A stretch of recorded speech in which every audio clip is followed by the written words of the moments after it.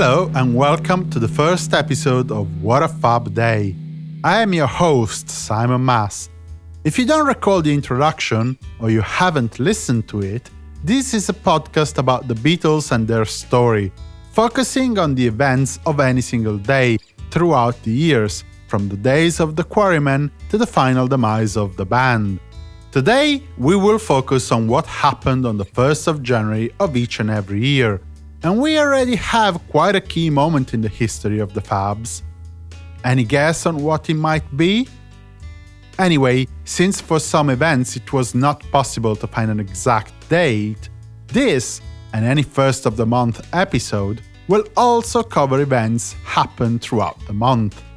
This is the case with the first entry of today's show. At some point in January 1958, the membership of the Quarrymen became somewhat stable. Previously, the band had seen a number of members coming and going, but with the passing of time, the kids had started to grow, and most of them began to leave to find full-time employment.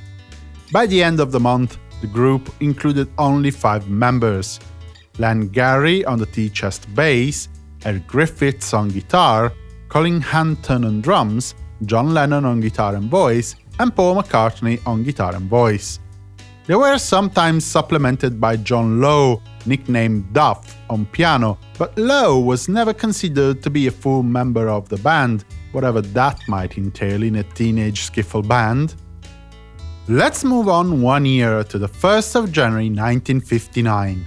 It was on this day that the Quarrymen performed at the Wilson Hall in Liverpool for a late Christmas party for the Speak Bus Depot Social Club.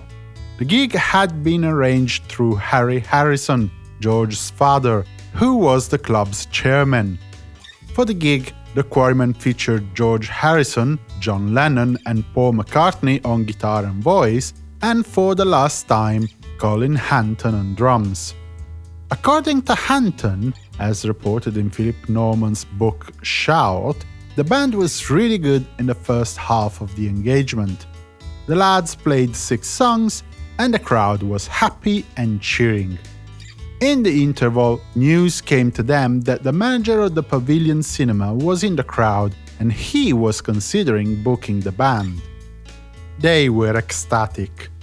They had a couple of pints, or maybe more, and got a bit merry. Needless to say, the second half of the gig was terrible. Naturally, there was no talk of Pavilion Cinema booking, and a furious row erupted on the bus going home. Hanton was so mad that he left the band there and there, vowing never to play with them anymore. He carried off his drums and left the bus, despite not being at his stop, and he walked out of this story for good. January 1960 saw the Quarrymen acquiring a new member, Stuart Sutcliffe, nicknamed Stu. Sutcliffe was a painter and John Lennon's course mate and dear friend from the art college. He had come to acquire the whooping sum of £65, about £1,500 in 2020 money, selling one of his paintings at an exhibition. Not bad at all for a student. Encouraged by a very insistent John Lennon, Stuart decided to spend the money on an Hofner President bass guitar, joining the band despite not being able to play. John probably promised him a bohemian life of music, artistry, women, and money to make his friends take such an inconsiderate step. But the Quarrymen needed a bass player, and Lennon was happy with Stu filling the role. The story goes that Sutcliffe never became a good bass player, never progressing beyond the basics and often performing with his back to the audience to hide his mistakes. On the other hand, some of the Hamburg friends of the band have commented that Stu was not nearly as terrible as normally thought. He might have been no match to a Paul McCartney, but he wasn't as bad as all the amateurish bass players. Because let's face it, the Quarrymen were little more than that at the time. Talking about Paul McCartney, it was at some point in January 1961 that he decided to pick up the bass. The Beatles had lost Chas Newby, a lad that had momentarily filled the role for the Christmas bookings. With the holidays over, Newby had to go back to his university studies. John Lennon tried to convince George Harrison to pick up the instrument, but George refused, and so Paul decided to be the one making the switch. Also, from January 1961, drummer Pete Best and his mother Mona started to be trusted more and more with the task of finding engagements for the band. Pete's father was a boxer promoter of some importance in Liverpool, and the lads really didn't want to have anything more to do with Alan Williams, their former de facto manager. The absence of any written contract between Williams and the band, or any of its members for that matter, somewhat facilitated the switch. But the faring wasn't all smooth, as we will see further down the line. Anyhow, the Beatles became more and more in demand, with the band starting to play 2 or even 3 concerts per day to accommodate all the requests. On the 1st of January 1962, the Beatles, with Pete Best on drums, had their audition at the Decca Studios at 165 Broadhurst Gardens, London. Needless to say, this was a huge deal for the band, a moment they had dreamt about for a very long time.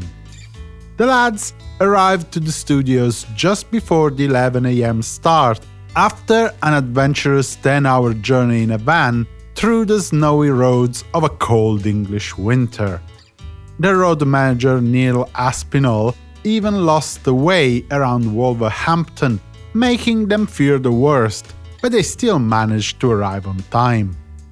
Manager Brian Epstein was also present to the audition, having traveled to London by train. Finally, the only one late to the party was Mike Smith, the Decca artist and repertoire assistant, who arranged for the audition after seeing the band live at the Cavern Club in Liverpool on the 13th of December 1961.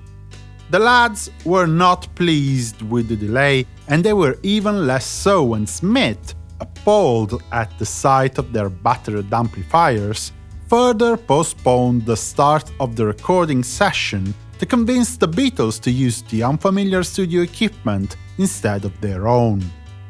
For the audition, the Beatles recorded 15 songs, chosen by Epstein to outline their versatility. In order, according to Mark Lewison's The Complete Beatles Chronicle, they were Like Dreamers Do, Money, That's What I Want, Till There Was You, The Chic of Araby, To Know Her Is to Love Her, Take Good Care of My Baby, Memphis, Tennessee, Sure to Fall in Love with You, Hello Little Girl, Three Cool Cats, Crying, Waiting, Hoping, Love of the Loved, September in the Rain, Bésame Mucho, and Searching. Please note that the BeatlesBible.com website has a different song order, but I don't know what their source is, and so I am sticking to Lewison's. The only Lennon-McCartney originals were Like Dreamers Do, Hello Little Girl, and Love of the Loved.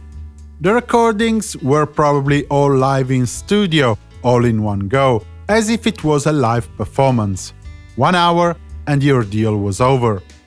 Mike Smith seemed pleased enough with the results, and the Beatles returned to Liverpool with Epstein, confident that Decca would offer them a record deal. Fun fact: the Decca studios were less than 2 minutes from the EMI's Abbey Road facilities that became a second home to the band in the next few years. In mid-January 1962, Horst Fascher, the former bouncer at the Kaiser Keller and Top Ten Club in Hamburg, West Germany, arrived in Liverpool. He didn't forget to pay a visit to the Beatles. Not only he was a good friend of the lads, but he had come to England on his new capacity. Fascher was to supply English bands for the exclusive Star Club in Hamburg, owned by Manfred Weiss-Leder. Fasher booked the Beatles for a spring 1962 residence, offering what Epstein demanded: 500 Deutschmark per man per night, £44.50 then, and about £955 in 2020 money, plus a one-off under-the-table fee of 1,000 Deutschmarks, £89 then, and about £1,900 in 2020 money. On the 1st of January 1963, the Beatles, having completed their Christmas residence contract at the Star Club in Hamburg, flew back to London. The 1st of January 1964, instead, marked the 7th night of the Beatles' Christmas special at the Astoria Cinema in London. Since today's episode is so rich, I guess we will have to cover all the details about the Christmas special further down the line. But for now, it suffices to say that it was a variety show with music and comedy sketches, featuring the Beatles, other bands, and various comedians and showbiz personalities, put together by Brian Epstein. The first act on stage today was the Baron Knights and Duke Dumond. Then, Tommy Quickly and The Foremost had their quick sets, with Billy J. Kramer and the Dakotas closing the first half of the two daily shows. After the interval, the public was treated with more music from the Baron Knights and Duke Dumond, followed by Cilla Black and Rolf Harris. The Beatles closed the shows with their 25-minute performances of Roll Over Beethoven, All of My Loving, This Boy, I Wanna Be Your Man, She Loves You, Till There Was You, I Want to Hold Your Hand, Money, That's What I Want, and Twist and Shout.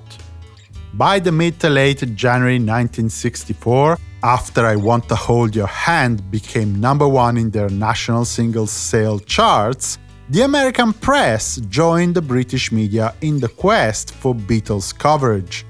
To find out more about the band and interview the Fab Four, top American journalists flew to Paris, where the Beatles were having a 3-week residency at the Olympia. The attention was not confined to the media front. Roughly at the same time, Brian Epstein received the visit of Norman Weiss, a New York theatrical agent working for General Artist Corporation. Weiss convinced Epstein to allow his bosses to book an engagement for the Beatles at the Carnegie Hall for the 12th of February 1964. Subsequently, another concert was added for the 11th of February in Washington, D.C. The total fee for the two shows was $7,000, about $58,500 in 2020 money. 1st of January 1965, the Beatles featured in the daily production of another Beatles Christmas show at the Hammersmith Odeon Cinema in London. Again, we will talk about the details of the production later on in the podcast, but basically, it was a new version of the 1964 variety show. In today's two houses, also featuring Freddie and the Dreamers, Sound Incorporated, Elkie Brooks, the Yardbirds, Michael Haslam, the Mike Cotton Sound, and Ray Fell, the Beatles appeared in two comedy sketches, one with Freddie Garrity of Freddie and the Dreamers, and another with the production's compare, Jimmy Savile. As usual, they closed the shows with an 11-song set: Twist and Shout, I'm a Loser, Baby's in Black, Everybody's Trying to Be My Baby, Can't Buy Me Love, Honey Don't, I Feel Fine, She's a Woman, A Hard Day's Night, Rock and Roll Music, and Long Tall Sally. Also on this date, Radio Luxembourg started a weekly series dedicated to the band, aptly called The Beatles. It was broadcast every Sunday until the 17th of October 1965, from 8:45 to 9 p.m. The series only featured brief snippets of interviews that the Fabs had given to host Chris Denning, focusing more on spinning their releases and on the comments from the fans. For the last entry in today's episode, let's move to early January 1967, when Swedish TV director Peter Goldman arrived in London. Goldman was hired by the Beatles to direct the promotional clips for their next double single, Strawberry Fields Forever, Penny Lane. In the early days of January, he visited the band in Abbey Road and scouted several locations in and around London. He selected Knowle Park in Kent, some 20 miles southeast of the city, and Angel Lane in the East End as ideal for the shootings. Well, that's all for today's episode. It was a lengthy one and I can't promise to have so much to tell on every episode, but I will try to give you something interesting every time. If you like this episode and want to support me and my efforts, please consider visiting www.simonmas.com/support to find out what you can do. Keep in mind that on my website you can also find a form to contact me if you have ideas and constructive criticism. If I can, I will be happy to take on suggestions. If I set everything up correctly, you should also have an Amazon affiliate link in the description of the podcast, useful if you want to investigate the sources I used to create What a Fab Day. If the shopping demon gets you, follow the link and Amazon will give me some pennies of their money for your purchases. For the moment, I wish you a good day and a fab continuation. Simon Mas, music you love.